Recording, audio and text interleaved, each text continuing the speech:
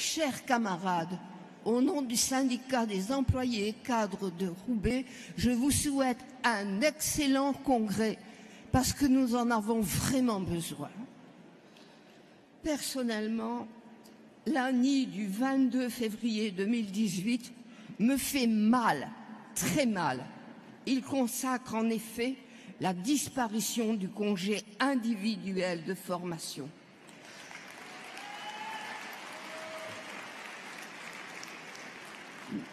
Nous avions un dispositif exceptionnel qui permettait aux salariés de se former pendant le travail dans la formation de son choix pendant une durée d'1 an ou de 1200 heures et même davantage si l'OPACIF bénéficiait de fonds extra-paritaires comme le Fonds social européen ou l'aide du Conseil régional.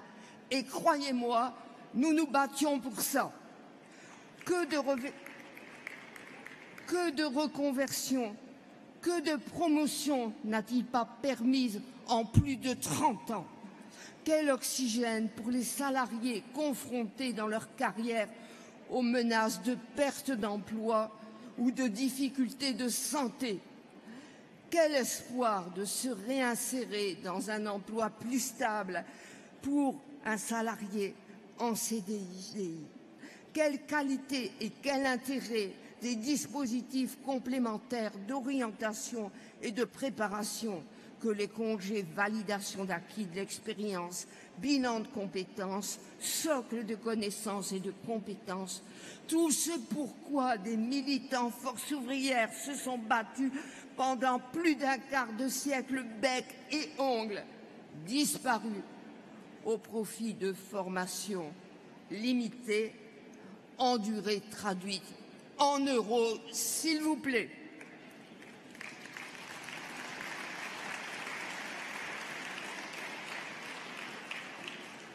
Je serai loin de jeter la pierre à Michel, Angéline, Yann et Frédéric.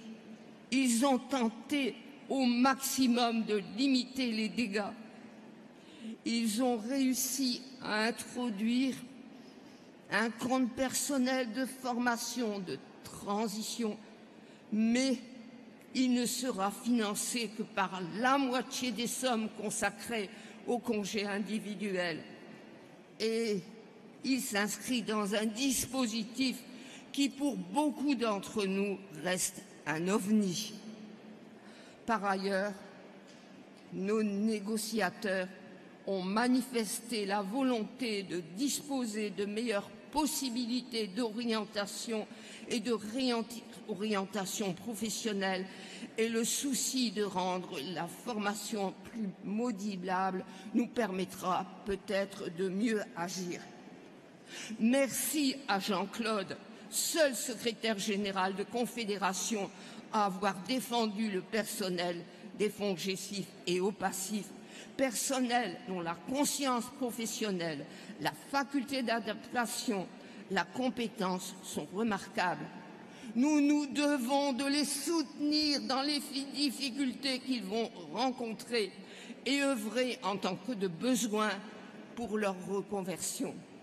Merci aussi, Jean-Claude, d'avoir prévu les difficultés qui vont se faire jour dans nos cas. Merci d'avoir soutenu, comme tu l'as fait, le paritarisme, qui est notre outil à force ouvrière, après tout. Je demande donc à la Confédération de nous armer pour défendre nos camarades, non seulement dans le domaine de la formation, mais partout où nous défendons les intérêts matériels et moraux des travailleurs. Nous ne perdons ni nos convictions, ni notre passion militante. Alors, camarades, gardons également entre nous notre amitié, qui est le souci, le serment, vraiment l'intérêt, après tout, de notre organisation syndicale. Alors, je souhaite à Jean-Claude de pouvoir remplir les missions à hauteur de sa compétence et également de sa passion pour le syndicalisme international. Et bien sûr, à Pascal, je lui souhaite d'être un très bon secrétaire général, parce qu'on a vraiment besoin.